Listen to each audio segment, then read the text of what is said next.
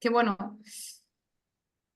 No sé si preferís pasar un poco ya a tema estrategias o queréis darle un poco más vuelta a los representantes, cómo se relacionan, tema de agenda. Nuria, si quieres digamos, proponer algo más aquí.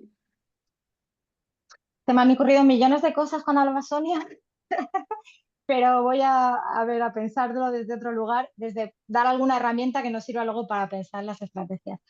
Yo hay tienen múltiples estrategias, ¿no? De todo tipo. Una de ellas es esta de las guerras culturales que ha explicado Sonia, que yo creo que también es interesante porque esas formas en las que se vehicula, ¿no? Agitando pánicos morales, etcétera.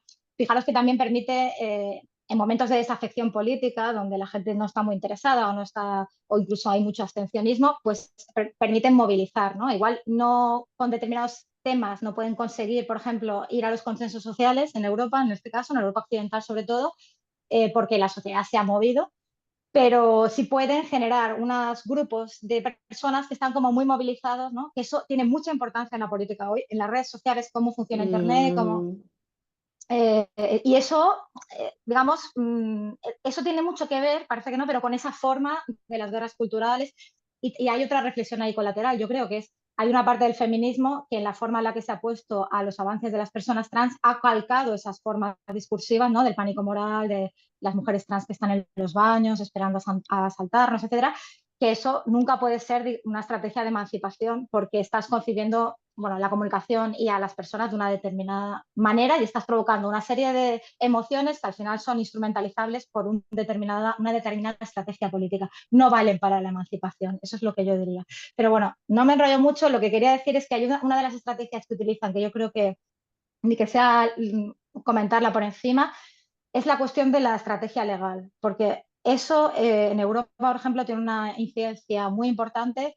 Hay grupos, aquí en España lo conocemos por abogados cristianos, y que no son, digamos, la organización que más recursos tiene, porque precisamente grupos de la derecha religiosa estadounidense que mueven cientos de millones de euros y que están invirtiendo en generar sedes en Europa, tienen una incidencia bastante importante tanto en los organismos de la Unión Europea, de las propias instituciones, no solo por sus tareas de lobby, sino porque ellos lo que hacen también es proponer, por ejemplo, cuando proponen un tipo de ley, esa propuesta de ley la intentan mover a varios países, ¿no? Y tienen sí. como campañas que a veces simplemente es conseguir firmas para tener una iniciativa legislativa popular que igual luego no se aprueba, ¿no? En Rumanía, en el 2019, ni siquiera hubo la participación necesaria, pero eso ha conseguido captar todo el debate público, todo el debate político y situar los temas que a ellos les interesan.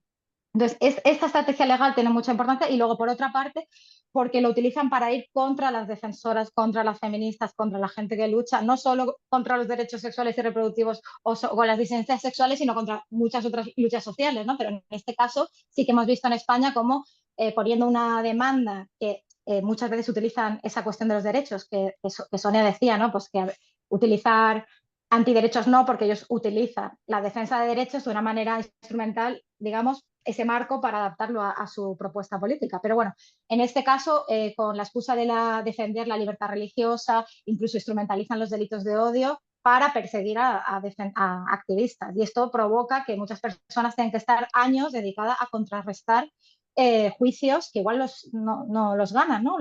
Estas asociaciones, pero imponen, digamos, una barrera muy alta a la participación política ahora mismo y no es la represión estatal, que también, sino que es un tipo de represión, digamos, o de instrumentalización del derecho que yo creo que tiene un impacto muy alto.